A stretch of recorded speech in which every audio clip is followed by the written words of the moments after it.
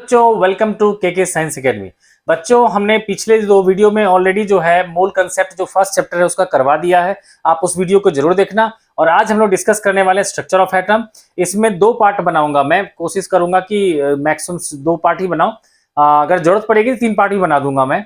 तो first part में हम लोग बच्चों डिस्कस करेंगे photo electric effect, Neil Bohr's model of atom, Rutherford model of atom, hydrogen spectrum और जो डी ब्रोगली के रिलेशन है, हिजनबर्ग अनसर्टेनिटी प्रिंसिपल है, ये सारे हम लोग इस टॉपिक में डिस्कस करेंगे। क्वांटम नंबर और इलेक्ट्रॉनिक कॉन्फ़िगरेशन को मैं सेकंड पार्ट में रखूंगा। जरूरत पड़ेगा तो थर्ड भी करवा दूंगा मैं, जिसमें कि जो भी एक्सरसाइज के क्वेश्चंस हैं वो सभी डिस्कस करेंगे।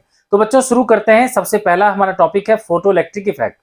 तो देखो बच्चों, होता क्या है कि जब भी किसी मेटल पे जब बाहर से कोई लाइट इंसिडेंट होती है, ठीक है, तो लाइट जो आती है वो एनर्जी पैकेट के फॉर्म में आती है, जिसको कहते हैं फोटोन। ठीक है, तो वो फोटोन क्या करती है, मेटल को एनर्जी इंपार्ट करती है।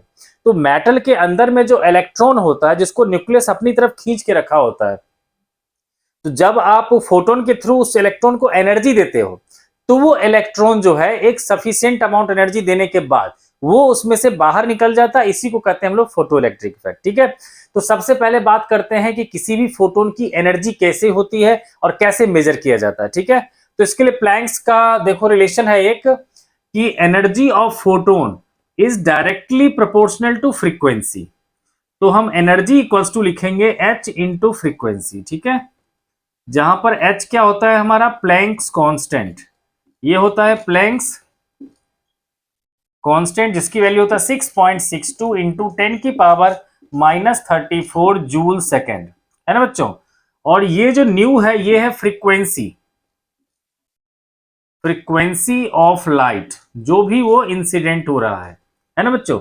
और आप लोग बच्चों एक रिलेशन तो जानते ही होंगे कि सी जो स्पीड ऑफ लाइट होता है वो होता है फ्रीक्वेंसी इंटू वेवलेंथ। ठीक है, तो अगर आपको फ्रीक्वेंसी निकालना है तो आप सी बाय वेवलेंथ भी कर सकते हो। ये क्या होता है, वेवलेंथ। ठीक है, और ये होता है speed of light, speed of light in air, जिसकी वैल्यू होता है 3 इंटू 10 की पावर 8 मीटर पर सेकेंड। ठीक है बच्चों, तो अब क्या होगा कि अगर हमें फ्रीक्वेंसी या वेवलेंथ पता होगा तो हम एनर्जी ऑफ फोटोन को आसानी से फाइंड कर लेते हैं। ठीक है, कर सकते हैं। तो अब जैसे एक छोटा सा क्वेश्चन हम लोग करते हैं, जो दे रखा है एनसीईआरटी में क्वेश्चन दे रखा है कि अगर किसी बल्ब पे रेटिंग दे रखा है 100 वॉट, ठीक है, तो उस पर से कह रखा है कि अगर बल्ब से जो निकलने वाली लाइट है उसकी फोटोन की वेवलेंथ आपको दे रखी है। ठीक है, मतलब क्वेश्चन में यह कह रखा है कि calculate number of photons ejected by 100 watt bulb if it releases photons of wavelength 2000 angstrom. ठीक है बच्चों, अगर मान लो आपसे कह रखा है कि एक बल्ब है जिससे सिर्फ 2000 एंगस्ट्रॉम की लाइट जो है बाहर निकल रही है। ठीक है, और हम मान के चलते हैं कि कोई भी एनर्जी वेस्ट नहीं हो रहा, सारा का सारा लाइट में कन्वर्ट हो रहा है।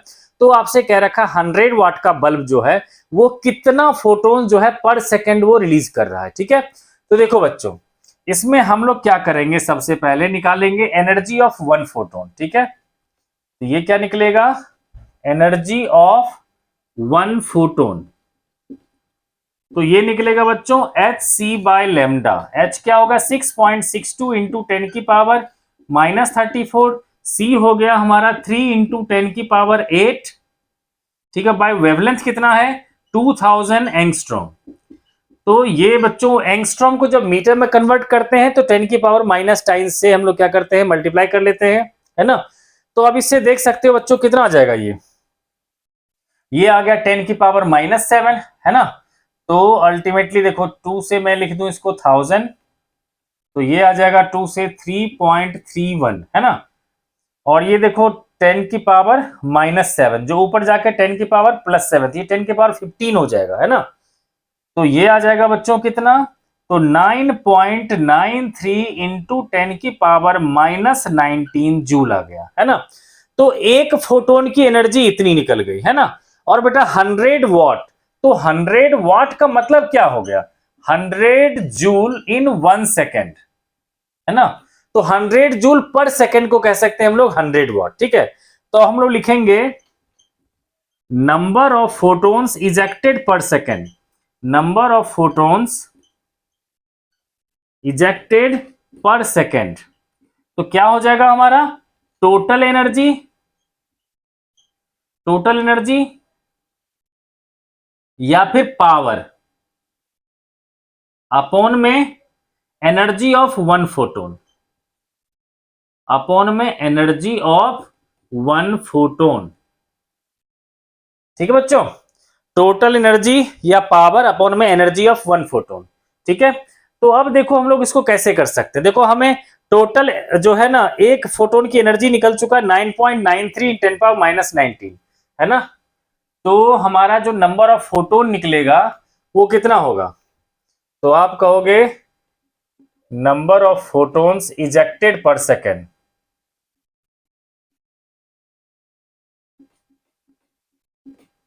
ये होगा हमारा टोटल 100 अपॉन में 9.93 इंटू 10 की पावर माइनस 19। तो बच्चा इसको भी हम लोग 10 ही ले लेते हैं, तो क्या हो जाएगा 100 बाई 10 इंटू 10 की पावर 19, यानी कि 10 की पावर 20 फोटोन्स इतना निकलेगा पर सेकेंड, यानी कि एक सेकेंड में जो है इतने सारे फोटोन्स निकलेंगे एक 100 वॉट वाली बल्ब से, है ना बच्चों।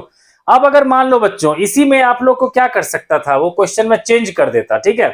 कहता कि चलो ठीक है इस बल्ब की जो एफिशिएंसी है वो 60% है ना, इस बल्ब की एफिशिएंसी है 60%।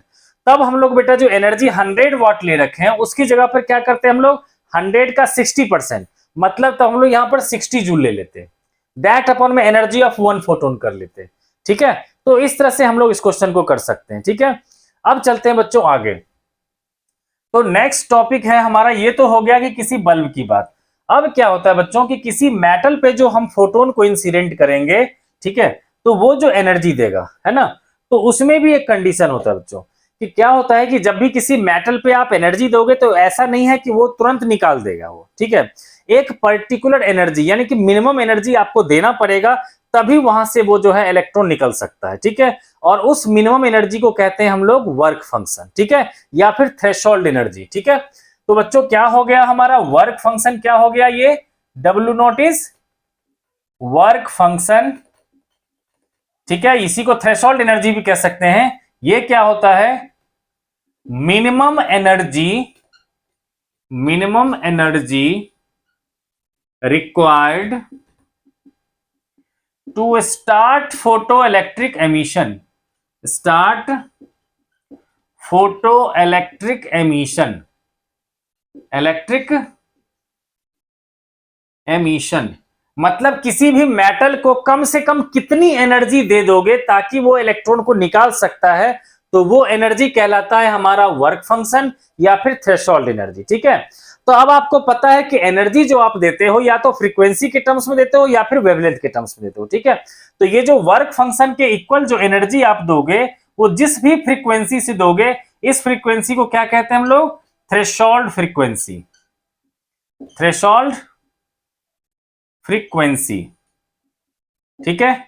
इसी तरह से अगर आप वेवलेंथ के टर्म्स में एनर्जी देना चाहते हो तो क्या दोगे आप थ्रेशोल्ड वेवलेंथ, है ना। तो ये क्या कहलाएगा हमारा थ्रेशोल्ड वेवलेंथ, थ्रेशोल्ड वेवलेंथ। तो देखो बच्चों हमेशा देखो एनर्जी इनवर्सली प्रोपोर्शनल होता है वेवलेंथ का, तो जब हमें एनर्जी मिनिमम चाहिए होगा तो वेवलेंथ को क्या कहेंगे मैक्सिमम। तो अगर आपको कहेगा थ्रेशोल्ड वेवलेंथ को डिफाइन करो तो क्या कहोगे आप the maximum wavelength required by photons to start photo electric emission is called threshold wavelength, ठीक है। ये हो गया मैक्सिमम वेवलेंथ, ठीक है। लेकिन आप देख रहे हो कि फ्रीक्वेंसी जो है और ये दोनों क्या होंगे मिनिमम, अगर एनर्जी मिनिमम तो फ्रीक्वेंसी भी मिनिमम होगा, ठीक है। तो अगर थ्रेशोल्ड फ्रीक्वेंसी को डिफाइन करना होगा तो कह सकते हैं the minimum frequency required by photons to start photoelectric emission is called threshold frequency, ठीक है बच्चों। तो ये हो जाएगा थ्रेशोल्ड फ्रीक्वेंसी और ये होगा थ्रेशोल्ड वेवलेंथ का डेफिनेशन, ठीक है बच्चों। तो अब अगर मान लो, ये तो क्लियर हो गया कि जब तक हम वर्क फंक्शन के इक्वल एनर्जी नहीं देंगे तब तक फोटो इलेक्ट्रिक एमिशन स्टार्ट नहीं होगा, ठीक है। लेकिन फिर कहोगे अगर मान लो हमने एक्स्ट्रा एनर्जी दे दिया तो फिर क्या होगा? तो जितना जो वर्क फंक्शन के इक्वल जितना एनर्जी है ना, अगर उससे ज्यादा एनर्जी हमने उसको दे दिया तब क्या होगा? तो ऐसे सिचुएशन में क्या होगा बच्चों कि जो रेस्ट ऑफ जो एनर्जी है वो काइनेटिक एनर्जी में कन्वर्ट हो जाएगा, ठीक है। जैसे किसी भी मेटल के लिए वर्क फंक्शन था 20 जूल, अगर आपने 21 जूल एनर्जी दे दिया तो ये जो एक्स्ट्रा 1 जूल दे दिया एनर्जी वो कन्वर्ट हो जाएगा उसकी काइनेटिक एनर्जी में, ठीक है। तो देखो, तो ऐसे सिचुएशन में क्या लिखेंगे हम लोग कि काइनेटिक एनर्जी इक्वल्स टू होगा हमारा incident energy minus work function, ठीक है। तो हम इसको दोबारा से लिख सकते हैं कि kinetic energy equals to incident energy को मैं चाहूं तो एच न्यू लिख सकता हूं माइनस डब्ल्यू नॉट लिख सकता हूं, ठीक है बच्चों। तो ये हो गया हमारा काइनेटिक एनर्जी, ये हो गया हमारा इंसिडेंट फ्रीक्वेंसी ऑफ फोटोन, ये हो गया फ्रीक्वेंसी ऑफ इंसिडेंट फोटोन्स, ठीक है, ऑफ फोटोन्स जो इंसिडेंट हुआ है, ठीक है बच्चों। इसी को कोई चाहे तो ऐसे भी लिख सकता है, half M V square equals to H C by lambda minus H C by lambda not, या फिर half M V square equals to H nu minus H nu not, है ना बच्चों। तो ये न्यू नॉट क्या हो जाएगा? थ्रेशोल्ड फ्रीक्वेंसी, लेमडा नॉट क्या हो जाएगा? हमारा थ्रेशोल्ड वेवलेंथ, ठीक है बच्चों। तो अब बच्चों जैसे कि एक क्वेश्चन लेकर के हम लोग इसको करके देखते हैं, ठीक है। इसमें देखो एक जो होता है जनरली क्वेश्चन में क्या होता है कि वर्क फंक्शन ज्यादातर दे रखा होता है इलेक्ट्रॉन वोल्ट में, ठीक है। तो आपको एक कन्वर्जन आना चाहिए कि 1 इलेक्ट्रॉन वोल्ट इक्वल्स टू होगा 1.6 इंटू 10 की पावर माइनस 19 जूल, ठीक है। तो जब भी आपको दे रखा होगा इसमें वर्क फंक्शन अगर इलेक्ट्रॉन वोल्ट में दे रखा होगा तो आप इसको जूल में कन्वर्ट कर सकते हो इस रिलेशन से, ठीक है। तो अब एक क्वेश्चन लेते हैं, क्वेश्चन लेते हैं बच्चों कि मान लेते हैं हम लोग कि किसी भी मेटल सरफेस पे, ठीक है बच्चों, क्वेश्चन ये है कि find kinetic energy and speed of ejected electron, speed of ejected electrons, ejected electrons when 2000 angstrom photon is incident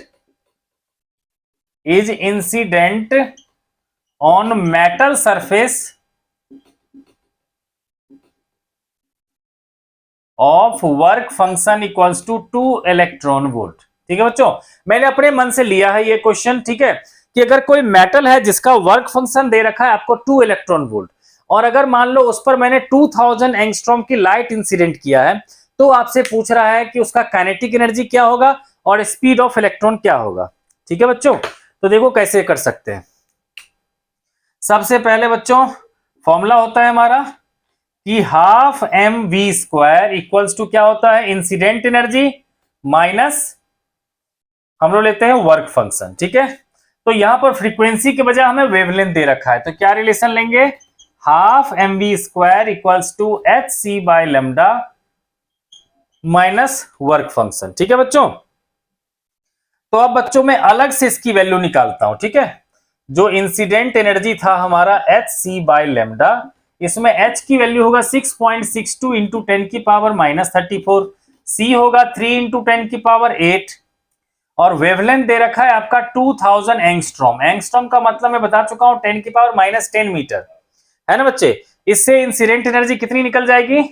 तो देखो अभी थोड़ी देर पहले हमने सॉल्व ही किया था इसको, तो ये निकला था 9.93 इंटू 10 की पावर माइनस 19 जूल, इतनी जूल निकली थी, है ना बच्चे। अब देखो हम वर्क फंक्शन की बात करते हैं, तो वर्क फंक्शन था बच्चों 2 इलेक्ट्रॉन वोल्ट। तो आप लोग को बताया था बच्चे कि इसको कन्वर्ट करना होगा जूल में, तो इलेक्ट्रॉन की चार्ज से मल्टीप्लाई करना पड़ेगा। ये कितना आ जाएगा? 3.2 इंटू 10 की पावर माइनस 19 जूल, ठीक है। तो वर्क फंक्शन निकाल लिया, इंसिडेंट एनर्जी निकाल लिया, ठीक है। तो आ जाएगा काइनेटिक एनर्जी इक्वल्स टू क्या होगा बच्चों? तो ये वैल्यू पुट कर दिया 9.93 इंटू 10 की पावर -19 माइनस 3.2 इंटू 10 की पावर -19। तो ये कितना आ जाएगा, दोनों का डिफरेंस कितना आ जाएगा, 6.73 इंटू 10 की पावर -19 जूल आ गया। ये क्या आ गया बच्चों, काइनेटिक एनर्जी। ठीक है, अगर बच्चों काइनेटिक एनर्जी आ गया इलेक्ट्रॉन का, तो इलेक्ट्रॉन का मास आपको पता ही होता है ना। तो आप क्या कर सकते हो कि उससे स्पीड भी इलेक्ट्रॉन का फाइंड कर सकते हो, है ना। आप कहोगे कि हाफ mv² इक्वल्स टू दे रखा है 6.73 टू 10 की पावर -19। तो v² क्या होगा बच्चों, तो 6.73 इंटू 10 की पावर -19 इंटू 2 अपॉन में मास ऑफ इलेक्ट्रॉन जो होगा 9.1 इंटू 10 की पावर -31, है ना। तो ये बच्चे जो है अराउंड जो है आ जाएगा आपका अराउंड 7 इंटू 10 की 7 2 जा 14। तो अराउंड ले लेता हूं बच्चे मैं, ये 13.5 के सबके अराउंड ले लेता हूं मैं इसकी वैल्यू। ये आ जाएगा 13.5 इंटू 10 की पावर, ये देखो ऊपर जाएगा तो क्या आ जाएगा 12। ठीक है, ये आ गया स्पीड का स्क्वायर, है ना। तो स्पीड क्या होगा, इसका अंडर रूट। तो 13.5 इंटू 10 की पावर 12। देखो बच्चों 13.5 जो है हमारा, ये लगभग जो है 1 पॉइंट जो है 15 के करीब हो जाएगा। इसको लिखूंगा मैं, देखो 13 जो होता है, देखो 4 का होता है 16 और 3 का होता है 9, तो ये कितना हो जाएगा, लगभग 3.5 सब मान लेते हैं बच्चों, 3.5 इंटू 10 की पावर 6, इतना मीटर पर सेकंड के स्पीड से फिर क्या होगा, इलेक्ट्रॉन निकल जाएगा। ये मैंने अप्रॉक्स कैलकुलेशन किया है, आप लोग चाहो तो कैलकुलेटर यूज करके एग्जैक्ट कर सकते हो। ठीक है बच्चों, तो ये आ गया हमारा कि जब हमें फोटोन पे लाइट इंसिडेंट हुई, मेटल पे लाइट इंसिडेंट हुई, तो उससे जो इलेक्ट्रॉन निकला उसकी काइनेटिक एनर्जी और स्पीड निकाला। ठीक है, अब इसी में एक टर्म आता है स्टॉपिंग पोटेंशियल। ठीक है, देखो बच्चों क्या होता है कि हमें हर चीज की कभी कभी जरूरत भी पड़ती है और फिर हमें उसको रोकने की भी जरूरत पड़ती है ना। जैसे गाड़ी को चलाने के लिए भी जरूरत पड़ती है हमें, तो एक्सीलरेटर दे रखा होता है, और एक्सीलरेटर के साथ साथ जितनी गाड़ी को हमें बढ़ानी होती है उतनी हमें गाड़ी को रोकनी होती है, इसलिए हमें ब्रेक भी दे रखा होता है। तो इसी तरह से यहाँ भी क्या होता है, इलेक्ट्रॉन को निकालने के लिए हमें जो है एनर्जी इंसिडेंट करनी पड़ती है, लेकिन कहीं पर हमें इलेक्ट्रॉन को निकालने से रोकना है, कहीं पर इलेक्ट्रॉन निकल रहा हो उसको हमें रोकना है, तो उसके लिए हमें देना पड़ता है अपोजिट डायरेक्शन में पोटेंशियल देना पड़ता है, उसको कहते हैं हम लोग स्टॉपिंग पोटेंशियल। ठीक है, तो मान लो कहीं पर भी जो है कुछ ऐसा है कि बाहर से सनलाइट उस मेटल वाले पोर्शन पे गिरेगा ही गिरेगा लाइट, जिसके कारण वहां से इलेक्ट्रॉन निकल सकता है, यानी कि करंट फ्लो कर सकता है। तो इसको रोकने के लिए हमें क्या करना पड़ता है, वहां पर अपोजिट डायरेक्शन में वोल्टेज अप्लाई करना होता है। ठीक है, तो स्टॉपिंग पोटेंशियल क्या होगा बच्चों, stopping potential is the voltage, potential is the voltage applied in opposite direction, applied in opposite direction, opposite direction to stop photoelectric emission, to stop photoelectric emission। ठीक है, और इसको बच्चों हम लोग डिनोट करते हैं, इसको स्टॉपिंग पोटेंशियल को डिनोट किया जाता है V नोट से। ठीक है, स्टॉपिंग पोटेंशियल को नोट करते हैं हम लोग V नोट से। ठीक है बच्चे, अब देखो क्या होता है कि इसको हम लोग कैलकुलेट कैसे करें, तो इसको हम लोग पहले सोच लेते हैं कि ये कब जरूरत पड़ेगी।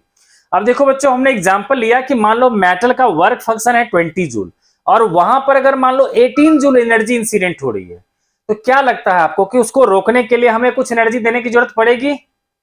बिल्कुल नहीं जरूरत पड़ेगी, क्योंकि वह जो है वर्क फंक्शन से भी कम है एनर्जी, है ना।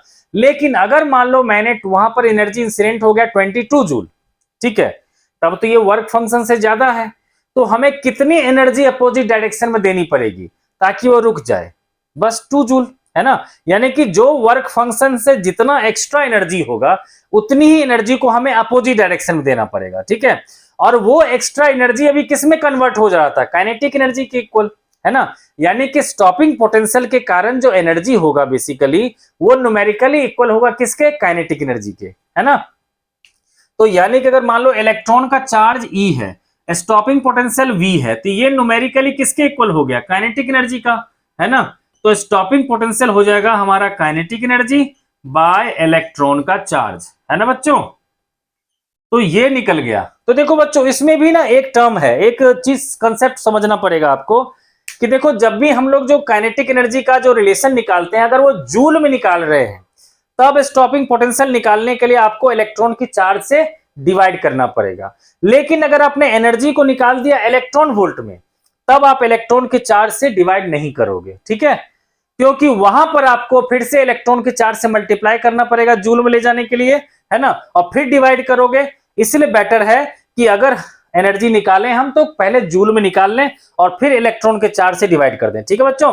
तो सिंपल कंसेप्ट क्या हो गया हमारा कि अब हम लोग कह सकते हैं कि EV नॉट इक्वल्स टू होगा energy incident minus work function, है ना, यानी कि स्टॉपिंग पोटेंशियल हो गया h न्यू बाय इलेक्ट्रॉन का charge minus work function by electron का चार्ज, ठीक है।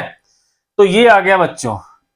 बस ध्यान रखना है कि बच्चों ये इलेक्ट्रॉन से हम चार्ज से तभी डिवाइड करेंगे जब ये एनर्जी और ये एनर्जी जूल में हो। जब कोई भी इसमें से अगर इलेक्ट्रॉन वोल्ट में हो, तब हम इलेक्ट्रॉन की चार्ज से डिवाइड नहीं करेंगे, ठीक है बच्चों।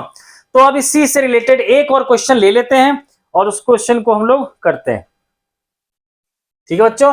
तो मान लेते हैं बच्चे कि एक मेटल सरफेस था जिसके लिए हमारे पास वर्क फंक्शन दे रखा है, अगर मान लो दे रखा है 2.5, ठीक है।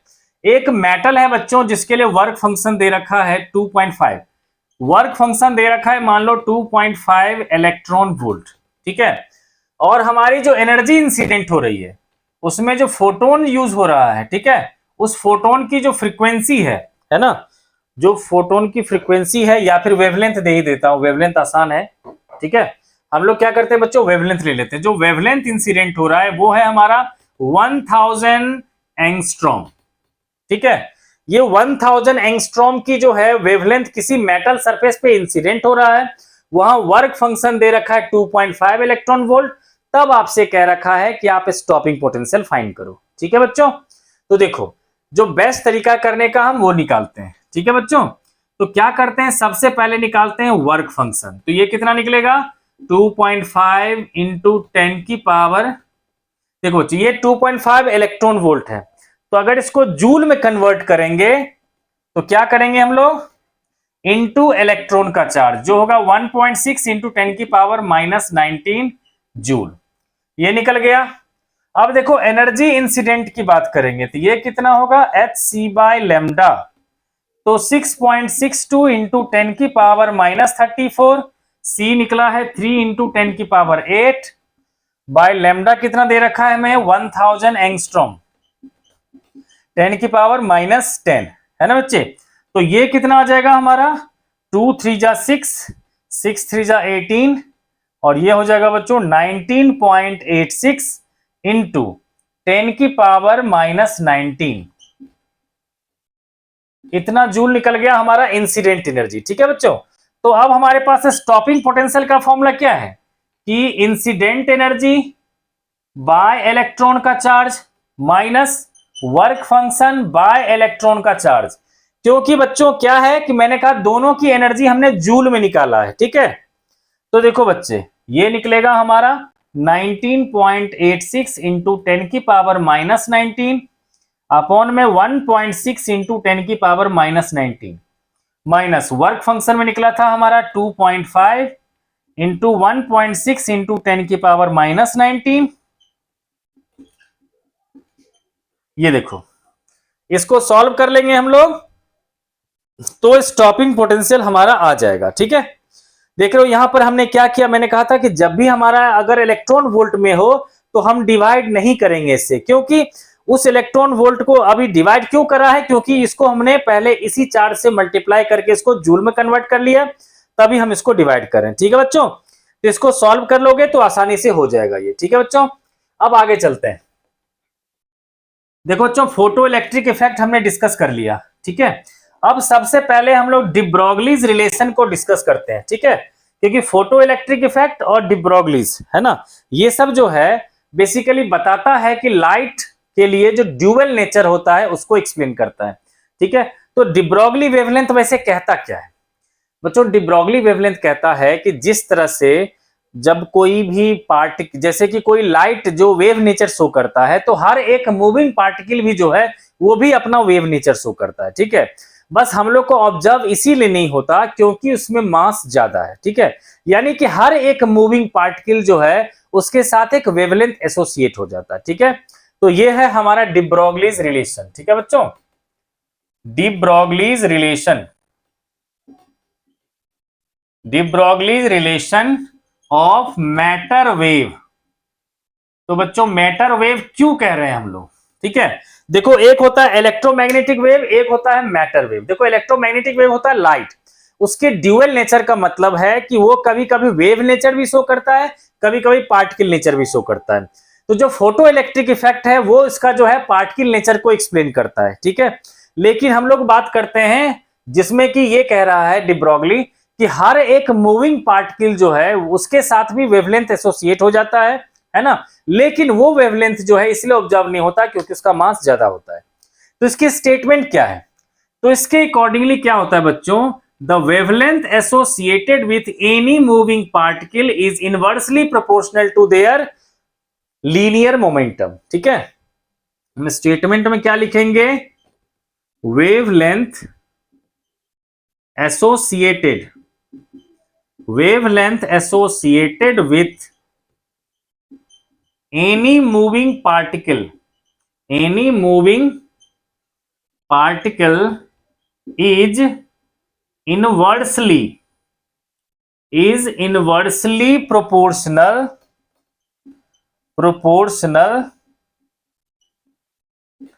to their linear momentum, their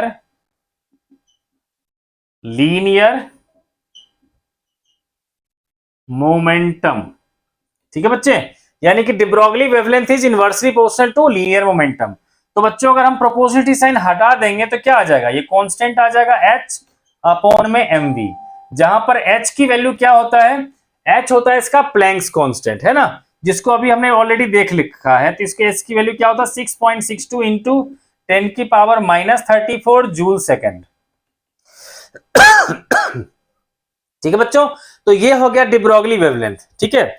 अब देखो हम चाहे तो mv को चाहे तो हम p के टर्म्स में भी रिप्रेजेंट कर सकते हैं, ठीक है बच्चों। तो ये रही इसकी स्टेटमेंट। अब इसको हम थोड़ा सा और जो है इस फॉर्मूले को हम लोग एक दो बार और थोड़ा सा इलेबरेट करते हैं कि देखो क्या क्या लिख सकते हैं इसके लिए। क्योंकि कभी कभी क्या होगा हमें कि काइनेटिक एनर्जी दे रखा होगा तो उसको कैसे हम लेंगे। देखो बच्चों, तो हमारे पास फॉर्मूला क्या आ गया? Lambda equals to h upon में p। अब देखो काइनेटिक एनर्जी का जो है P मतलब लीनियर मोमेंटम जो होता है mv, है ना। काइनेटिक एनर्जी का जो फॉर्मूला होता है इसके साथ हम लिख सकते हैं ये होता है p स्क्वायर बाय 2m, ठीक है। तो इससे क्या होगा हमारा p स्क्वायर हो जाएगा 2m इंटू काइनेटिक एनर्जी। देखो बच्चों क्या है कि लीनियर मोमेंटम का काइनेटिक एनर्जी के साथ ये रिलेशन आएगा, तो P क्या हो जाएगा हमारा? Root over of 2m into kinetic energy. तो जो रिलेशन है लेमडा का, लेमडा इक्वल्स टू क्या होगा हमारा? h अपॉन में root over of 2m into kinetic energy भी हम लोग रिलेशन को यूज कर सकते हैं क्योंकि न्यूमेरिकल में कभी कभी जो है काइनेटिक एनर्जी दे रखा होता है, ठीक है। और ये क्या होगा बच्चों? इसके अलावा आप लोग रिलेशन ये तो जानते ही हो, h इक्वल्स टू क्या होगा? mv, h by mv, lambda equals to h by mv। ये क्या हो गया? Mass of particle, mass of particle जो मूव कर रहा है ना। और v हो गया स्पीड ऑफ पार्टिकल, है ना, स्पीड ऑफ पार्टिकल, ठीक है बच्चों। तो अब जैसे कि इस पर बेस्ड एक क्वेश्चन ले लेते हैं हम लोग, ठीक है, और क्वेश्चन को करते हैं, ठीक है। मान लो बच्चों आपसे कह रखा है कि compare the D Broglie wavelength associated with electron and proton when both have same kinetic energy, ठीक है। मतलब आपको क्या करना है कि इलेक्ट्रॉन और प्रोटॉन की डी ब्रॉगली वेवलेंथ का रेशियो निकालना है जबकि दोनों के पास काइनेटिक एनर्जी सेम है, ठीक है। लिख लेते हैं compare D Broglie wavelength, de Broglie's wavelength, wavelength of electron and proton when both have same kinetic energy। इस बार क्या किया बच्चों, दोनों का काइनेटिक एनर्जी सेम दे दिया, तो आपसे पूछ रहा है कि उनके जो डी ब्रोगली वेवलेंथ होंगे उसका रेशियो क्या होगा। तो देखो बच्चों, मैं लेमडा इलेक्ट्रॉन निकालूंगा तो क्या कहोगे आप, H अपॉन में root over of 2 mass of electron into kinetic energy, क्योंकि काइनेटिक एनर्जी सेम है। इसी तरह से कहूंगा मैं कि लेमडा प्रोटॉन, तो क्या कहोगे, H अपॉन में root over of 2 into mass of proton into kinetic energy, है ना बच्चों। तो अगर मैं lambda electron by lambda proton कर दूं, lambda electron by lambda proton कर दूं, है ना, तो देखो लेमडा जो है इनवर्सली प्रोपोर्शनल है मास का, तो जब इलेक्ट्रॉन है तो उसका मास नीचे जाएगा और प्रोटॉन का मास ऊपर आ जाएगा। तो ये क्या आ जाएगा हमारा, मास of proton by mass of electron, क्योंकि देखो बच्चों काइनेटिक एनर्जी भी सेम था और 2 भी सेम था, तो वो कैंसिल हो जाएगा। ठीक है, अब देखो मैंने इसकी वैल्यू पुट कर दी। प्रोटॉन का मास होता है 1.67, ठीक है, 67 ले लेते हैं, 66 भी कहीं लिखा रहता है, दैट इंटू 10 की पावर -27 बाई 9.1 इंटू 10 की पावर -31।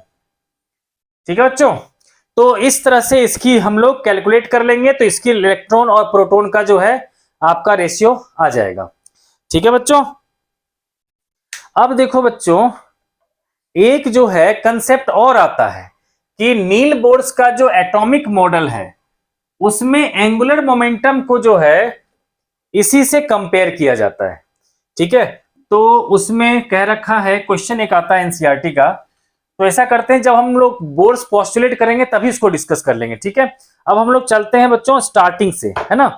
देखो बच्चों स्टार्टिंग से अब टॉपिक शुरू कर रहे हैं हम लोग एटॉमिक मॉडल में। तो देखो स्ट्रक्चर ऑफ एटम में सबसे मेन जो हमारा स्टार्ट होता है वो है रदरफोर्ड मॉडल ऑफ एटम। ठीक है, तो आप लोग बेटा जानते होंगे रदरफोर्ड मॉडल ऑफ एटम में क्या था कि जब उसने गोल्ड फॉइल पे अल्फा पार्टिकल को बम्बार्ड करा, ठीक है, तो देखा ज्यादातर अल्फा पार्टिकल जो है बिना डेविएशन के क्रॉस कर गया, कुछ था, ज्यादातर तो ऐसे स्ट्रेट क्रॉस कर गया, ठीक है, कुछ था जो अपने पाथ से थोड़ा सा डेविएट होके गया। ठीक है, और लगभग जो है 10,000 में से कुछ 1 था ऐसा जो कि यहां से वापस जैसे आया और वो यू टर्न लेकर के वापस चला गया। ठीक है, इससे उसने, और अल्फा पार्टिकल क्या होता है, अल्फा पार्टिकल मतलब हीलियम पे 2+ आयन, है ना। तो हीलियम का मास होता है कुछ 4 यूनिट मास होता है ना, हल्का नहीं होता है वो, और पॉजिटिव चार्ज है। तो उसने सोचा कि कोई भी पॉजिटिव चार्ज जो है वो सेंटर की तरफ से डेविएट होकर के दूर हो रहा है और कुछ जो है वो वापस आ रहा है, इसका मतलब इसके सेंटर पे कोई ना कोई पॉजिटिव चार्ज होगा जिसकी डेंसिटी बहुत ही ज्यादा होगी। क्यों ज्यादा होगी, क्योंकि ये जो अल्फा पार्टिकल था ये वापस चला गया, है ना बच्चों। एक्चुअली क्या है कि यहां पर देखो बच्चों, ये डायग्राम में थोड़ा सा करेक्शन करना पड़ेगा क्योंकि वो कुछ डिस्टेंस से उसको हिट करने से मिस कर जाता है। ठीक है, ये मान लो बच्चों यहां से निकल गया, न्यूक्लियस यहां पर है ना, ये उसको कहा कि एटम जो है, ठीक है, कुछ डिस्टेंस से मिस कर जाता है ना, तो जितने डिस्टेंस से मिस कर जाता है इस डिस्टेंस को कहते हैं हम लोग distance of closest approach, distance of closest approach.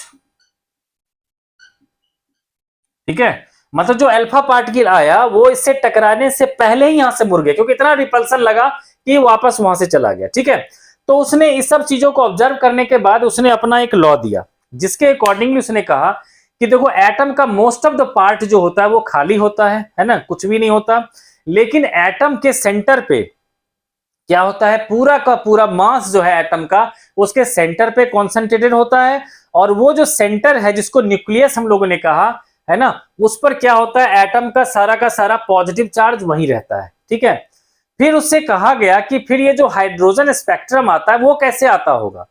तब उसने कहा कि देखिए जब भी कोई इलेक्ट्रॉन न्यूक्लियस के चारों तरफ घूमता रहता है तो वो हमेशा एनर्जी को जो है वो रिलीज करता रहता है।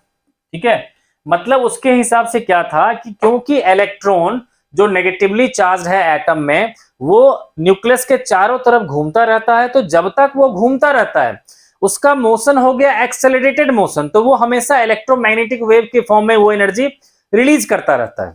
ठीक है, तो फिर लोगों ने उनको कहा कि फिर तो एनर्जी जो है इलेक्ट्रॉन का अगर पहले यहां घूम रहा था तो एनर्जी रिलीज करने के बाद एनर्जी कम होने लगेगी, फिर कम होते होते फाइनली क्या होगा, न्यूक्लियस में जाकर के वो गिर जाएगा इलेक्ट्रॉन। ठीक है, तो इस तरह से उसने स्टेबिलिटी ऑफ एटम को एक्सप्लेन नहीं किया उसने। ठीक है, तो उसके ड्रॉबैक में आपसे पूछा जाएगा कि उसकी ड्रॉबैक क्या है, तो ड्रॉबैक में आप यही कहोगे कि उसने स्टेबिलिटी ऑफ एटम को एक्सप्लेन नहीं किया। ठीक है बच्चों, फिर आया हमारा Niels Bohr's model of atom. ठीक है बच्चों, जिसको अभी तक हम लोग जो है यूज करते हैं, Niels Bohr's model of atom. Niels Bohr's model of atom, मैं नीचे लिख देता हूं शायद ऊपर ना आए।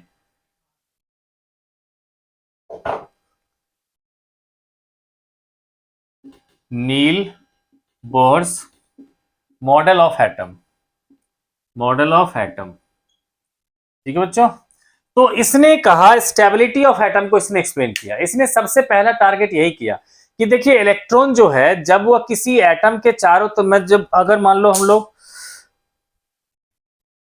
देखो, उसने ये कहा कि अगर इलेक्ट्रॉन की बात करेंगे हम लोग, तो इलेक्ट्रॉन जब न्यूक्लियस के चारों तरफ घूमता रहता है तब तो ना तो वो एनर्जी रिलीज करता है, ना ही वो एनर्जी को वो एब्जॉर्ब करता है। ठीक है, हाँ, लेकिन जब वह हायर ऑर्बिट से लोअर ऑर्बिट में आता है तब वो एनर्जी को रिलीज करता है, और जब वह लोअर एनर्जी से हायर ऑर्बिट में जाता है तब वह एनर्जी को एब्जॉर्ब करता है। ठीक है, तो सबसे पहला कंसेप्ट उसका यही था कि जब वो हायर से लोअर में आता है, ठीक है, या फिर लोअर से हायर में जाता है, तभी वो एनर्जी चेंज करता है, और उस एनर्जी चेंज के कारण कुछ न कुछ रेडिएशन जो है वो रिलीज करता है। ठीक है, और उसी से आता है हाइड्रोजन स्पेक्ट्रम। ठीक है, तो इसमें जो डेल्टा ई होगा बेसिकली वो क्या होगा, फाइनल ऑर्बिट का एनर्जी माइनस इनिशियल ऑर्बिट का एनर्जी, और ये इक्वल्स टू होगा हमारा h इंटू फ्रीक्वेंसी। ठीक है, मतलब कोई थर्ड ऑर्बिट से सेकेंड ऑर्बिट में जंप किया या फोर्थ से सेकेंड में जंप किया, तो जितनी भी एनर्जी चेंज होगा उसके कोरस्पॉन्डिंग वो फ्रीक्वेंसी या वेवलेंथ की लाइट वो रिलीज करेगा वो। ये इसका सबसे पहला कंसेप्ट था। सेकेंड जो इसका कंसेप्ट था कि देखिए ऐसा नहीं है कि इलेक्ट्रॉन हर एक ऑर्बिट में रहेगा, वो उसने कहा कि इलेक्ट्रॉन सिर्फ उसी ऑर्बिट में रहेगा जिस ऑर्बिट में उसका angular momentum integral multiple of h/2π हो जाए। ठीक है, तो जो एंगुलर मोमेंटम होगा उसको लिख सकते हैं mvr, ये इक्वल्स टू उसने कहा n इंटू h/2π, जहां पर n की वैल्यू 1 2 3 इस तरह से हम लोग ले सकते हैं। ठीक है, सिर्फ उसी ऑर्बिट में रहेगा इलेक्ट्रॉन जिस ऑर्बिट में उसका angular momentum integral multiple of h/2π होगा। ठीक है, तो फिर लोगों ने पूछा कि इलेक्ट्रॉन जो घूम रहा है चारों तरफ सर्कुलर पाथ पे घूम रहा है, तो उसको कौन फोर्स लगा रहा है जिसके कारण वो घूम रहा है। तब उसने कहा कि देखिए जब इलेक्ट्रॉन जो है किसी ऑर्बिट में घूमता है न्यूक्लियस के चारों तरफ, ठीक है, तो उसको घूमने के लिए जो नेसेसरी फोर्स चाहिए, जिसको सेंट्रीपिटल फोर्स कहते हैं हम लोग, ठीक है, जो कि किसी भी इलेक्ट्रॉन को सर्कुलर पाथ, किसी भी पार्टिकल को अगर सर्कुलर पाथ पे घूमना है तो उसको सेंटर की तरफ एक फोर्स लगाना पड़ेगा जिसको कहते हैं सेंट्रीपिटल फोर्स। तो उसने कहा कि देखिए इसको जो नेसेसरी सेंट्रीपिटल फोर्स की जरूरत पड़ती है वो इलेक्ट्रॉन और न्यूक्लियस के बीच में जो लगने वाला जो इलेक्ट्रोस्टैटिक फोर्स ऑफ अट्रैक्शन है वही इस एनर्जी को प्रोवाइड करता है। यानी कि necessary centripetal force is provided by the electrostatic force. ठीक है बच्चों, तो ये हो जाता है हमारा कंसेप्ट। इसको क्या कहते हैं हम लोग, सेंट्रीपिटल फोर्स, सेंट्रीपिटल फोर्स। और ये क्या हो गया, इलेक्ट्रोस्टैटिक फोर्स, इलेक्ट्रोस्टैटिक फोर्स। ठीक है, तो उसको घूमने के लिए सर्कुलर पाथ में जैसे किसी रिंग को घुमाते हैं हम लोग किसी चीज को, तो धागा देना पड़ता है हमें, धागे से हमेशा उसको टेंशन देते हैं, है ना, सेंटर की तरफ। इसी तरह से यहां पर उसको इलेक्ट्रोस्टैटिक फोर्स जो है न्यूक्लियस और इलेक्ट्रॉन के बीच में, वही इसको नेसेसरी फोर्स जो है प्रोवाइड करता है। ठीक है बच्चों, तो ये था मेन कंसेप्ट हमारा Niels Bohr's of Bohr's model atom. ठीक है, इसके अकॉर्डिंगली बच्चों जो है हाइड्रोजन स्पेक्ट्रम को इसने एक्सप्लेन करा। ठीक है, तो हम लोग भी अब हाइड्रोजन स्पेक्ट्रम को एक्सप्लेन करते हैं। ठीक है, लेकिन आगे बढ़ने से पहले बच्चों कुछ चीज डिस्कस कर लेते हैं, स्पेक्ट्रम होता क्या है ना। देखो बच्चों, स्पेक्ट्रम को हम लोग बेसिकली क्या कह सकते हैं कि जब भी कोई रेडिएशन रिलीज होता है और रेडिएशन के कोरस्पॉन्डिंग अगर फोटोग्राफिक प्लेट पे हम उसका इमेज लेते हैं तो उसी इमेज को हम लोग कहते हैं स्पेक्ट्रम। ठीक है, तो ये जो है बेसिकली टू टाइप्स का होता है, एक होता है लाइन स्पेक्ट्रम, दूसरा होता है बैंड स्पेक्ट्रम। लाइन स्पेक्ट्रम कब होगा, तो जब देखो किसी भी हम एलिमेंट की बात करेंगे, जैसे कि मान लो मैं बात कर रहा हूं सोडियम का, है ना, तो सोडियम के जो जितने भी होंगे एलिमेंट में जो इलेक्ट्रॉन्स होते हैं 281, आप लोगों ने इस तरह से पढ़ रखा है ना, तो ये जो थर्ड में लास्ट इलेक्ट्रॉन कहां पर है, थर्ड में, तो कभी भी ये जो इलेक्ट्रॉन जाएगा जंप करेगा तो थर्ड से सेकंड में ही जाएगा, है ना। तो जितने भी सोडियम के एटम होंगे वो सब के सब थर्ड से ही सेकंड में जंप करेंगे, ठीक है। तो इन सब के लिए क्या होगा, एक फिक्स्ड एनर्जी निकलेगा, और फिक्स्ड एनर्जी निकलेगा मतलब फिक्स्ड वेवलेंथ या फिक्स्ड फ्रीक्वेंसी की लाइट निकलेगी, है ना। तो उसमें क्या होगा, एक ही तरह की लाइन निकलेगी और हर एक के लिए जो है ना एक ही लाइन निकलेगी, इसलिए हम उसको कहते हैं लाइन स्पेक्ट्रम, ठीक है। लेकिन अगर मैं मान लो बात कर लूं मैं H2SO4 का, इसमें क्या है, हाइड्रोजन है, हाइड्रोजन के 2 एटम है, इसमें सल्फर का 1 एटम, ऑक्सीजन के 4 एटम है, सभी में इलेक्ट्रॉन्स का अलग अलग ट्रांजिशन होगा, ठीक है। तो और हर एक ट्रांजिशन के लिए क्या होगा, अलग अलग लाइन मिलेगी हमें, ठीक है। तो जब ढेर सारे कलर की लाइनें मिलेंगी उसको हम लोग क्या कहते हैं, बैंड। इसीलिए किसी भी एलिमेंट के लिए आता है लाइन स्पेक्ट्रम और किसी कंपाउंड के लिए आता है बैंड स्पेक्ट्रम, ठीक है बच्चों। इसके अलावा बच्चों क्या होता है, एक होता है एमिशन स्पेक्ट्रम और एक होता है हमारा एब्जॉर्प्शन स्पेक्ट्रम, ठीक है। तो एमिशन स्पेक्ट्रम क्या होता है कि जब कोई इलेक्ट्रॉन हायर ऑर्बिट से लोअर ऑर्बिट में जंप करता है तो जो भी वेवलेंथ ऑफ लाइट वो रिलीज करता है, तो वो सारी लाइनें को हम लोग देख के कह सकते हैं ये है एमिशन स्पेक्ट्रम। लेकिन अगर मान लो किसी सब्सटेंस पे मैंने व्हाइट लाइट दिया, उसमें सारे कलर्स मिलने चाहिए हमें, लेकिन कुछ लाइट को, कुछ वेवलेंथ ऑफ लाइट को कोई इलेक्ट्रॉन जो लोअर ऑर्बिट में होगा वो एब्जॉर्ब करके हायर में चला जाता है, तो उसके कारण क्या होता है कि वो लाइट वहां से मिसिंग हो जाती है, ठीक है। तो ऐसे स्पेक्ट्रम को कहते हैं हम लोग एब्जॉर्प्शन स्पेक्ट्रम, ठीक है। तो अब देखो बच्चों, सबसे पहले जो है अगर अलग अलग ऑर्बिट है हमारा, है ना, तो उससे जब इलेक्ट्रॉन्स जंप करता है, जैसे कि मान लो ये है n=4, तो ये 4 से हो सकता है थर्ड में चला जाए, 4 से वो सेकंड में चला जाए, 4 से वो 1 में चला जाए, है ना, या फिर मान लो थर्ड से फर्स्ट में चला जाए, थर्ड से सेकंड में चला जाए, ठीक है। तो ये अलग अलग ट्रांजिशन होता है। तो अगर मान लो कोई भी इलेक्ट्रॉन अगर मान लो जो है nth ऑर्बिट में है, अगर वो ग्राउंड स्टेट में जंप करता है तो कितने सारे वो स्पेक्ट्रल लाइंस रिलीज कर सकता है, इसके लिए एक फॉर्मूला होता है। तो लिखेंगे हम लोग number of spectral lines released, spectral lines released when electron jumps from nth orbit to ground state। Ground state मतलब बच्चों फर्स्ट ऑर्बिट, ठीक है। तो ऐसे सिचुएशन में क्या रखा है, तो इसमें फॉर्मूला होता है बच्चों n इंटू n-1/2, ठीक है। तो कभी भी इलेक्ट्रॉन जो है अगर मान लो nth ऑर्बिट से ग्राउंड में आता है, ठीक है, तो कितने वो रिलीज करेगा, वो होगा n इंटू n-1/2। अब मान लेते हैं बच्चों की 6th ऑर्बिट से क्वेश्चन जो है एक दे रखा है कि 6th ऑर्बिट से कोई भी जो है इलेक्ट्रॉन जंप कर रहा है ग्राउंड में, 1 2 3 4 5 और 6, तो यहां मान लो इस तरह से है, ठीक है बच्चों। तो मान लो 6 से वो कहां जा सकता है, 5 में जा सकता है, 6 से वो 4 में जा सकता है, 6 से वो 3 में जा सकता है, 6 से वो 2 में जा सकता है, 6 से वो 1 में जा सकता है, ठीक है। तो मैं ऐसा लिख लेता हूं कि 6 से वो जा सकता है 5 में, 4 में, 3 में, 2 में, 1 में। इसी तरह से 5 में से जा सकता है 4 में, 3 में, 2 में, 1 में। 4 से जा सकता है 3 2 1, 3 से जा सकता है 2 1 में, और 2 से जा सकता है 1 में। इन सबको काउंट करोगे आपको तो क्या आ जाएगा, तो यहां पर आप n की वैल्यू 6 पुट कर दो, है ना। तो नंबर ऑफ स्पेक्ट्रल लाइंस कितने हो जाएंगे, स्पेक्ट्रल लाइंस 6 इंटू 5/2, मैंने n की जगह पे क्या लिया, 6 ले लिया, तो कितना आ जाएगा ये 15। अब यहां हम लोग काउंट करके देखते हैं 1 2 3 4 5 6 7 8 9 10 11 12 13 14 15, ठीक है। इस तरह से क्या होगा कि ये 15 जो है लाइन मिलेंगी हमें जब कोई इलेक्ट्रॉन nth ऑर्बिट से ग्राउंड स्टेट में जंप करेगा। अब देखो बच्चों, हम लोग जो है जो अलग अलग स्पेक्ट्रम आता है हमारा उसको हम लोग डिस्कस करते हैं, ठीक है। और उसके कोरस्पॉन्डिंग वेवलेंथ की बात करेंगे कि वो किस रेंज में लाई करेगा, विजिबल में लाई करेगा, अल्ट्रावायलेट में लाई करेगा, ठीक है ना। इन सब को डिस्कस करते हैं।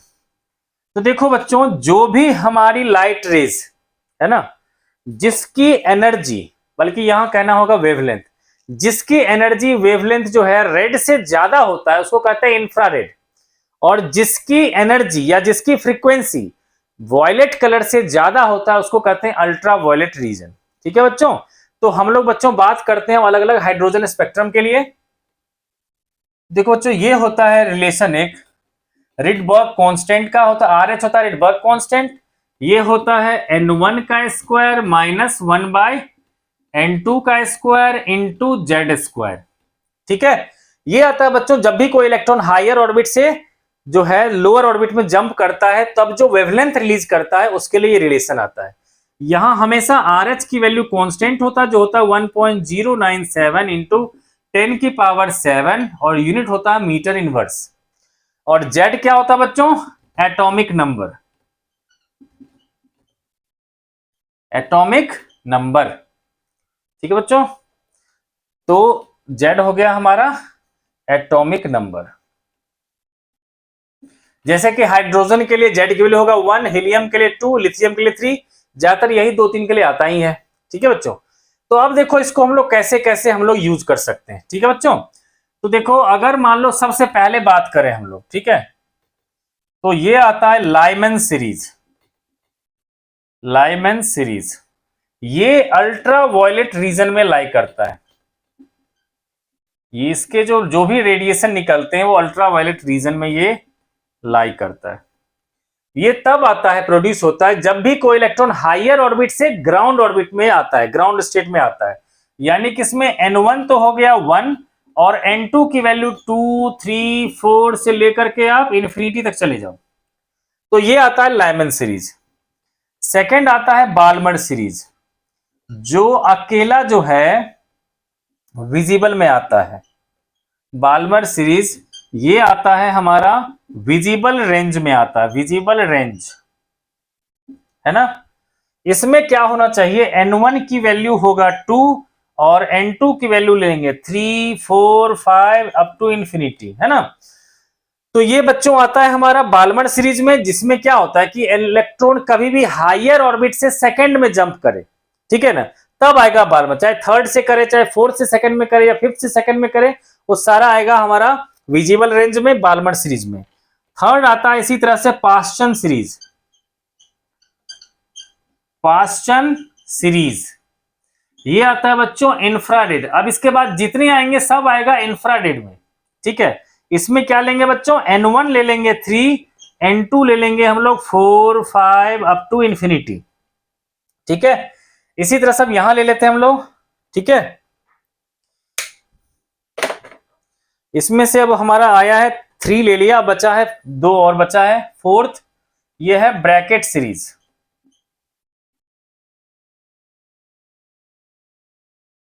ये भी आएगा इंफ्रारेड में ही आएगा, इंफ्रारेड रीजन, है ना। इसमें N1 की वैल्यू 4 होना चाहिए, N2 की वैल्यू चाहे आप 5 ले लो, 6 ले लो, कुछ भी ले लो। ठीक है, फिफ्थ की बात करेंगे तो फंड सीरीज, PFUND होता है, P साइलेंट होता है, फंड सीरीज ये भी आता है इंफ्रारेड रीजन में, इंफ्रारेड रीजन में आता है ये। इसमें क्या होगा, N1 होगा 5, N2 होगा 6, 7 अप टू इंफिनिटी।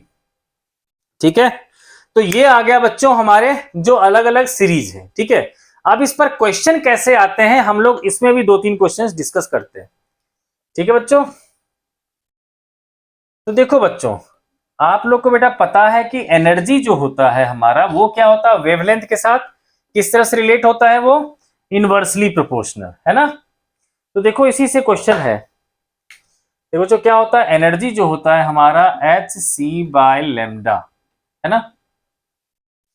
तो अब देखो, जब मैं एनर्जी मैक्सिमम की बात करूंगा तो वेवलेंथ क्या होगा, मिनिमम, है ना। तो अब देखो कुछ क्वेश्चन ऐसे पूछे जाएंगे, क्वेश्चन ये पूछा जाएगा आपसे कि find longest and shortest wavelength in Balmer series, in Balmer series of hydrogen atom. ठीक है बच्चों, हाइड्रोजन एटम के बाल्मर सीरीज में सबसे छोटा वेवलेंथ और सबसे लार्जेस्ट वेवलेंथ जो है आपको फाइंड करना है। ठीक है बच्चों, तो आप लोग को बेटा देख लो इसको कैसे करेंगे। आपको बेटा पता चल गया कि जब वेवलेंथ हमारा मैक्सिमम होगा तो एनर्जी क्या होगा, मिनिमम। तो फर्स्ट पार्ट में पूछ रहा है लॉन्गेस्ट वेवलेंथ, तो जब ये लेमडा होगा सबसे ज्यादा तो एनर्जी क्या होगा, सबसे कम। तो अब ये बताओ, ये तो हमें क्लियर कट है कि हमारा जो है बाल्मर सीरीज के लिए N1 क्या होता है, 2। आपको पता है हमें फाइंड करना है लॉन्गेस्ट, ये होगा RH। आपको पता है बाल्मर सीरीज में ये तो पक्का है कि ये 2 ही होगा। अब आगे बताओ कि लॉन्गेस्ट वेवलेंथ के लिए एनर्जी क्या होगा, मिनिमम। तो ये बताओ कि इस N2 की वैल्यू जो होती है हमारी, वो 3 से लेकर के इंफिनिटी तक हो सकता है। तो मिनिमम लेमडा लॉन्गेस्ट के लिए एनर्जी क्या चाहिए हमें, मिनिमम।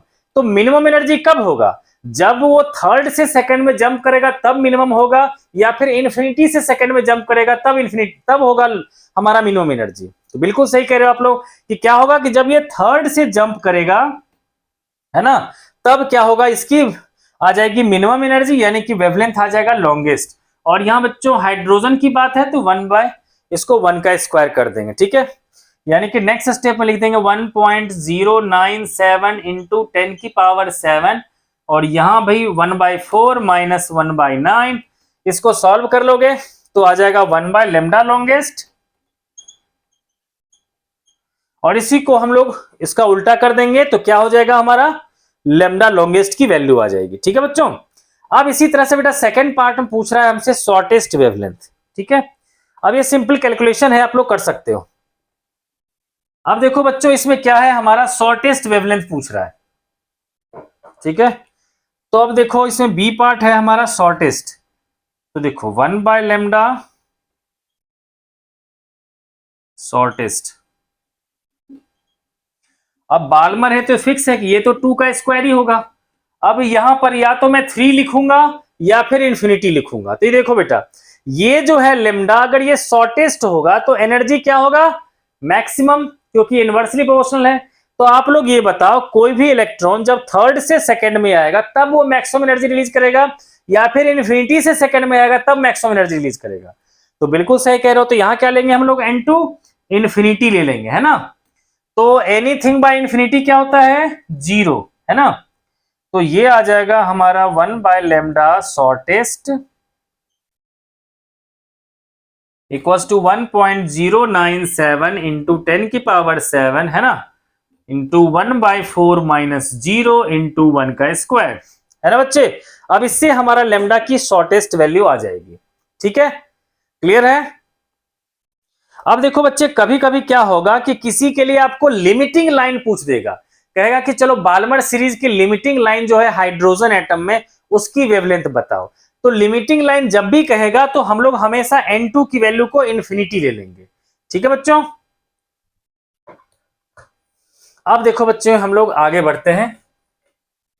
देखो बच्चों, किसी को कुछ भी प्रॉब्लम हो तो आप लोग बच्चों कमेंट बॉक्स में लिखना, एक दिन हम लाइव क्लासेस लेकर के आप लोग के सारे डाउट्स जो हैं वो क्लियर कर देंगे।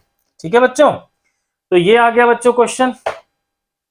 अब इसके बाद चलते हैं हम लोग आगे, देखते हैं बच्चों एनर्जी का जो रिलेशन है वो किस तरह से रिलेशन है, ये सब डिस्कस करते हैं। ठीक है, तो देखो बच्चों, एनर्जी ऑफ nth ऑर्बिट का रिलेशन होता है -2.18 इंटू 10 की पावर -18 अपॉन में n² जूल पर एटम। ये होता है बच्चों एनर्जी का रिलेशन ऑफ nth ऑर्बिट में किसी भी हाइड्रोजन लाइक एलिमेंट के लिए। ठीक है बच्चों, और ऊपर में लिख देंगे इनटू जेड का स्क्वायर। ठीक है, ऐसी एनर्जी को मैं इलेक्ट्रॉन वोल्ट में लिख सकता हूं -13.6 n² इंटू जेड², है ना, ये आ जाएगा इलेक्ट्रॉन वोल्ट। ठीक है, ये भी पर एटम के लिए ही आएगा, है ना। तो ये आ गया इलेक्ट्रॉन वोल्ट के टर्म्स में, और ये आ गया हमारा इसके टर्म्स में। ठीक है, देखो बच्चों, हम लोग पहले इसको लेकर के कुछ क्वेश्चंस करते हैं। ठीक है, अब देखो बच्चों, एक टर्म होता है हमारा आयनाइजेशन एनर्जी। आयनाइजेशन एनर्जी क्या होता है कि किसी भी इलेक्ट्रॉन को उस ऑर्बिट से उठा करके उसको बाहर कर देना, मतलब उसको इन्फिनिटी पे भेज देना, है ना। तो अब देखो हम लोग इसमें कैसे कर सकते हैं इसको, ठीक है। कि मान लो कहेगा बेटा जी कि फिफ्थ ऑर्बिट में एनर्जी क्या होगी, तो आप कहोगे E5 इक्वल्स टू -2.18 इंटू 10 की पावर -18 अपॉन में 5 का स्क्वायर, इतना जूल आ जाएगा बच्चों, ये आ जाएगा एनर्जी इन फिफ्थ ऑर्बिट। तो अगर आपसे पूछ देगा कि चलो ये बताओ कि फिफ्थ ऑर्बिट से उसको इलेक्ट्रॉन को उठा करके उसको बाहर करना है, ठीक है, तो उसके लिए हम लोग को कितनी एनर्जी देनी पड़ेगी, ठीक है। तो देखो हम लोग कैसे कर सकते हैं इसको। देखो बच्चों, तो आयनाइजेशन एनर्जी का मतलब क्या हो गया, उसको फाइनली भेजना कहां है, फाइनली भेजना इन्फिनिटी पर, ई इन्फिनिटी माइनस ई एन, है ना। तो देखो ई इन्फिनिटी हमेशा क्या होगा बच्चों, जीरो, क्योंकि देखो माइनस में 2.18 इंटू 10 की पावर -18 अपॉन में इन्फिनिटी का स्क्वायर, और माइनस यहां पर लिखूंगा -2.18 10 की पावर -18 अपॉन में एन स्क्वायर, है ना। तो ये क्या आएगा, जीरो, और देखो माइनस माइनस क्या होगा, प्लस, तो प्लस में 2.18 इंटू 10 की पावर -18 अपॉन में n square into z square joule per atom. ये क्या आ गया बच्चों, ionization energy of nth orbit, है ना। यानी कि ionization energy of nth orbit का रिलेशन क्या बन गया, 2.18 इंटू 10 की पावर -18 अपॉन में n square into z square, है ना। मतलब ये जेड है एटॉमिक नंबर, ठीक है। ये पॉजिटिव में, मतलब जो हमारा एनर्जी का रिलेशन उसको अगर पॉजिटिव कर दिया तो वो आ गया हमारा आयनाइजेशन एनर्जी, ठीक है। तो अब अगर बच्चों आपसे पूछेगा ionisation energy of fifth orbit बताओ, ionisation energy of fifth orbit, तो क्या करेंगे हम इसमें रिलेशन पुट कर देंगे 2.18 इंटू 10 की पावर -18 बाय 5 का स्क्वायर, ठीक है बच्चों। तो इतना जूल आ जाएगा हमारा आयनाइजेशन एनर्जी, ठीक है बच्चों। तो क्लियर हो गया कि जब भी हमसे कहेगा आयनाइजेशन एनर्जी, तो हम आयनाइजेशन एनर्जी के लिए क्या करेंगे कि देखो कभी भी चेंज इन एनर्जी क्या होता है, हमेशा फाइनल ऑर्बिट की एनर्जी माइनस इनिशियल एनर्जी। तो इन्फिनिटी से अगर nth ऑर्बिट से इन्फिनिटी तक ले जाते हैं हम लोग, उसी को कहते हैं आयनाइजेशन एनर्जी। तो उसमें जो चेंज इन एनर्जी होगा उसको क्या कहते हैं, आयनाइजेशन एनर्जी। वो होगा इन्फिनिटी पे एनर्जी माइनस nth ऑर्बिट में, ठीक है बच्चों। तो ये आ गया हमारा आयनाइजेशन एनर्जी का रिलेशन, ठीक है। अब बच्चों चलते हैं इलेक्ट्रॉन वोल्ट वाला भी एक दो क्वेश्चन देख लेते हैं, जिसमें कि हमें इलेक्ट्रॉन वोल्ट वाला कुछ क्वेश्चन दे रखा होगा।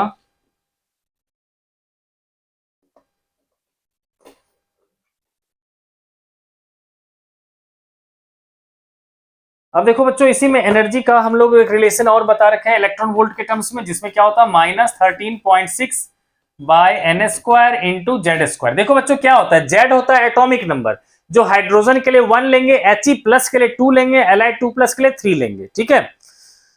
तो अब बच्चों आपसे ये पूछा जाता है, ठीक है, कि ये बताओ कि इस अगर मान लो कोई इलेक्ट्रिक क्वेश्चन ये है, calculate the orbit number where electron of hydrogen in ground state transferred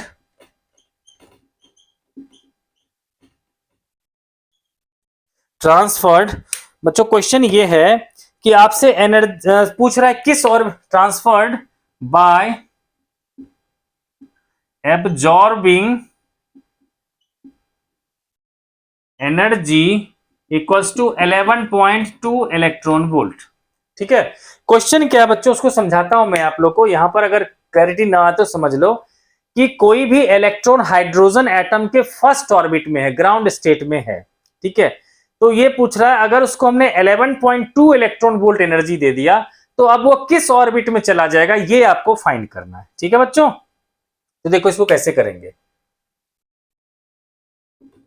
पहले तो कहेंगे एनर्जी इन फर्स्ट ऑर्बिट, तो क्या होगा बच्चे, -13.6 बाय 1 का स्क्वायर, और हाइड्रोजन है तो ये भी 1 का स्क्वायर, इतना इलेक्ट्रॉन वोल्ट, यानी कि -13.6 इलेक्ट्रॉन वोल्ट। अब देखो बेटा डेल्टा ई होता है हमारा final energy minus initial energy, है ना। तो देखो बच्चों हम लोग फाइनल एनर्जी निकालेंगे तो क्या आएगा, तो फाइनल एनर्जी आ जाएगा delta E plus energy initial. तो देखो बेटा हमने दे दिया उसको 11.2 इलेक्ट्रॉन वोल्ट, ठीक है, और उसके पास अभी है -13.6 इलेक्ट्रॉन वोल्ट। तो ये कितना आ जाएगा बच्चों, बेसिकली मैंने 10.2 देते हैं बच्चों, 10.2 देना था मुझे, है ना। तो ये आ जाएगा बेटा 10.2 दे दिया है, तो कितना आ जाएगा उसके पास 3.4 इलेक्ट्रॉन वोल्ट, है ना। तो उसके पास एनर्जी कितना आ गया फाइनल ऑर्बिट में 3.4 इलेक्ट्रॉन वोल्ट, ठीक है। अब मान लेते हैं बेटा कि वो जो चला गया nth ऑर्बिट में चला गया, है ना। तो अब उसके पास एनर्जी क्या होगा nth ऑर्बिट का, कहोगे -13.6 बाई एन स्क्वायर, और ये वैल्यू कितना है -3.4, है ना बच्चे। तो -3.4 इक्वल्स टू क्या होगा -13.6 बाई एन स्क्वायर, है ना। तो एन स्क्वायर आ जाएगा बच्चों 13.6 बाई 3.4 यानी कि 4, यानी कि n कितना आ जाएगा 2, यानी कि आपने जब 11.2 इलेक्ट्रॉन वोल्ट दिया तो इलेक्ट्रॉन जंप करके पहुंच गया वो सेकेंड ऑर्बिट में, ठीक है बच्चों। तो अब देखो बच्चों इसमें क्या है कि कुछ टर्म्स और हम डिस्कस कर लेते हैं इससे रिलेटेड, फिर आगे बढ़ेंगे। जैसे बच्चों क्या होता है कि जब भी किसी इलेक्ट्रॉन को हम लोग हायर ऑर्बिट में भेजने के लिए जो एनर्जी देते हैं, ठीक है, वो एनर्जी अगर बच्चों हमने उसको जूल में दिया, ठीक है, तो उसको कहते हैं एक्साइटेशन एनर्जी, ठीक है। लेकिन अगर मैंने उसको वोल्टेज में दिया वही एनर्जी तो उसको कहेंगे हम लोग एक्साइटेशन पोटेंशियल। इसी तरह से अभी जो हमने एनर्जी दिया था आयनाइजेशन एनर्जी, अगर उसको सिर्फ वोल्टेज देंगे तो क्या हो जाएगा वो आयनाइजेशन पोटेंशियल, ठीक है। तो इस तरह से बच्चों क्या होगा कि हमारा जो एक्साइटेशन पोटेंशियल की बात करेंगे, एक्साइटेशन पोटेंशियल पोटेंशियल की बात करेंगे तो ये क्या होगा एक्साइटेशन एनर्जी अपॉन में इलेक्ट्रॉन का चार्ज। इसी तरह से आयनाइजेशन पोटेंशियल क्या होगा, आयनाइजेशन पोटेंशियल जो होगा हमारा ये क्या होगा आयनाइजेशन एनर्जी अपॉन में इलेक्ट्रॉन का चार्ज, ठीक है बच्चों। तो इस तरह से एक्साइटेशन पोटेंशियल और एक्साइटेशन एनर्जी भी निकल जाएगी, है ना। अब बच्चों बात करते हैं हम लोग कुछ रेडियस का रिलेशन, स्पीड का रिलेशन, इन सब की बात करते हैं, ठीक है बच्चों। तो देखो इसके हिसाब से जो रिलेशन है हमारा वो रेडियस का रिलेशन होता है nth ऑर्बिट में, वो होता है 0.53 into n square by z, इतना एंगस्ट्रॉम, ठीक है बच्चों।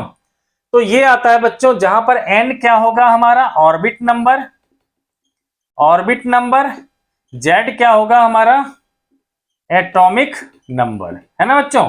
तब छोटा सा क्वेश्चन लेते हैं, ठीक है। तो मैं कह रहा हूं calculate radius of electron of Li2+ ion in its second orbit, ठीक है बच्चे। क्वेश्चन में दे रखा है कि लिथियम 2+ आयन के लिए सेकेंड ऑर्बिट में उसका रेडियस क्या होगा, है ना बच्चे। तो देखो बहुत आसान इसको करेंगे हम लोग। तो क्या करेंगे यहां देखो Z की वैल्यू है लिथियम, तो क्या करेंगे लिथियम के लिए एटॉमिक नंबर कितना होगा 3, और n कह रखा है सेकेंड ऑर्बिट, तो n क्या हो जाएगा 2।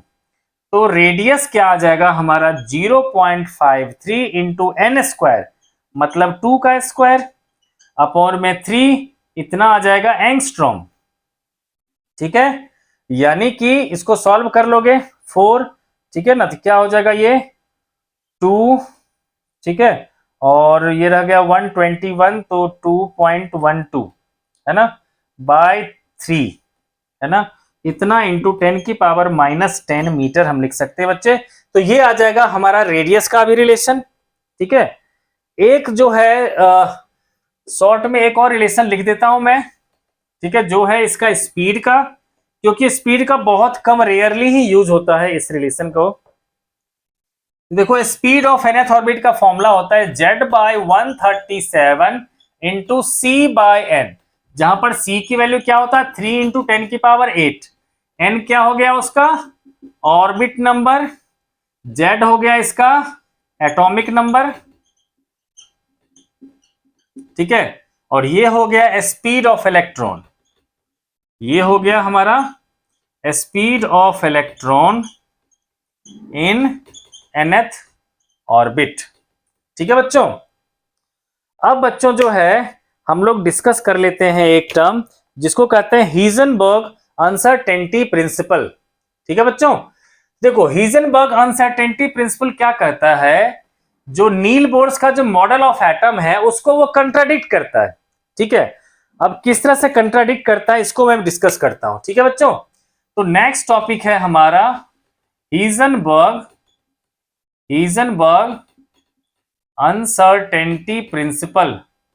अनसर्टेनिटी प्रिंसिपल इसके अकॉर्डिंगली क्या है कि किसी भी इलेक्ट्रॉन की पोजीशन और वेलोसिटी अगर एक साथ आप फाइंड करने की कोशिश करोगे एटम में तो ये लगभग इम्पॉसिबल हो जाएगा। ठीक है, अगर कोई एक चीज को चलो एक्यूरेटली फाइंड कर भी लिया तब तो हमेशा ये याद रखो कि कभी भी हम दूसरे चीज को एक्यूरेटली नहीं फाइंड कर सकते। ठीक है, तो उसका ये कहना है कि delta x into delta p is greater than equals to h by 4 pi. यहां पर क्या होता है बच्चों, डेल्टा एक्स होता है हमारा uncertainty in finding position of electron, finding position of electron inside atom, और डेल्टा पी हो गया हमारा uncertainty in finding momentum, linear momentum. ठीक है बच्चों, तो अगर मान लो बेटा इसको मैं दूसरी तरह से लिख लूं तो मैं ऐसा भी कह सकता हूं delta x into m delta v is greater than equal to h by 4 pi, क्योंकि आपको पता है लीनियर मोमेंटम क्या होता है, p होता है हमारा m इंटू वी, है ना। तो इस तरह से ये हो जाएगा हमारा। ठीक है बच्चे, तो अब इस तरह से हम लोग इसको बेटा हम लोग तो यहां पर डेल्टा वी को क्या लिख सकते हैं कि डेल्टा वी हो गया uncertainty in finding speed of electron. ठीक है, speed of electron inside the atom. ठीक है बच्चों, तो अगर मान लो इसमें यह कह रखा है हीजनबर्ग कि इनसाइड द एटम एक साथ आप जो है उसकी पोजीशन एंड मोमेंटम को फाइंड नहीं कर सकते। ठीक है, तो एक्चुअल स्टेटमेंट क्या देंगे कि according to Heisenberg it is impossible to find accurately the position and linear momentum of electron inside the atom. ठीक है, तो मान लो बेटा जी इसको यही समझाने के लिए कह रहा है वो। ठीक है, तो एक बार बेटा जी इसको अगर मान लो बेटा जी हम डेल्टा एक्स की बात करते हैं तो ये डेल्टा एक्स क्या होगा हमारा h by 4 pi m delta v। मान लो किसी भी तरीके से आपने स्पीड को फाइंड कर लिया, मान लो वहां पर कोई भी जो है कोई फॉइल वगैरह रखा जिससे एक इलेक्ट्रॉन टकराया, जिससे आपको उस पर फॉइल पे फोर्स लगा और उससे आपने मेजर कर लिया कि कितने स्पीड से वो टकराया होगा। ठीक है, यानी कि आपने वेलोसिटी को एक्यूरेटली फाइंड कर लिया। तो डेल्टा वी क्या है, एरर इन फाइंडिंग वेलोसिटी। जब आपने एक्यूरेटली फाइंड कर लिया तो एरर क्या हो जाएगा, 0। ठीक है, तो हम लिखते हैं कि if we find speed accurately, find speed accurately, तो डेल्टा वी क्या हो जाएगा, 0। जैसे बच्चे डेल्टा वी होगा हमारा 0 तो एनीथिंग बाय 0 क्या होगा, infinity. Then delta x tends to क्या हो जाएगा, इन्फिनिटी, है ना। तो ऐसे सिचुएशन में क्या हो, यानी कि इसीलिए कहा उसने कि जब हमने किसी एक चीज को अगर आप एक्यूरेटली फाइंड करने की कोशिश करोगे तो दूसरे को कभी फाइंड नहीं कर सकते एक्यूरेटली। ठीक है बच्चों, तो ये था हीजनबर्ग अनसर्टेनिटी प्रिंसिपल। अब बच्चों चलते हैं नील बोर्स का ड्रॉबैक क्या था, नील बोर्स मॉडल ऑफ एटम का ड्रॉबैक क्या था, इसको हम लोग बेटा करके टॉपिक को खत्म करेंगे। ठीक है, तो देखो नील बोर्स मॉडल ऑफ एटम का जो ड्रॉबैक था, सबसे पहला ड्रॉबैक ये था कि ये सिर्फ 1 इलेक्ट्रॉन सिस्टम के लिए एप्लीकेबल था। ठीक है, मतलब कह सकते हो लिमिटेशंस ऑफ बोर्स मॉडल, है ना, बोर्स मॉडल ऑफ एटम। ठीक है, लिमिटेशन ऑफ बोर्स मॉडल, तो ये क्या है, only applicable for 1 electron system. 1 electron system मतलब जैसे कि देखो बेटा हाइड्रोजन होता है। ठीक है, तो या तो हाइड्रोजन के लिए एप्लीकेबल है या हाइड्रोजन लाइक एलिमेंट के लिए एप्लीकेबल है। मतलब He का एटॉमिक नंबर होता है 2, तो उसके लिए एप्लीकेबल नहीं है, लेकिन उसमें से एक इलेक्ट्रॉन निकाल दो, He प्लस बना दो, तब उसके लिए एप्लीकेबल हो जाएगा। ठीक है, दैट इज एप्लीकेबल,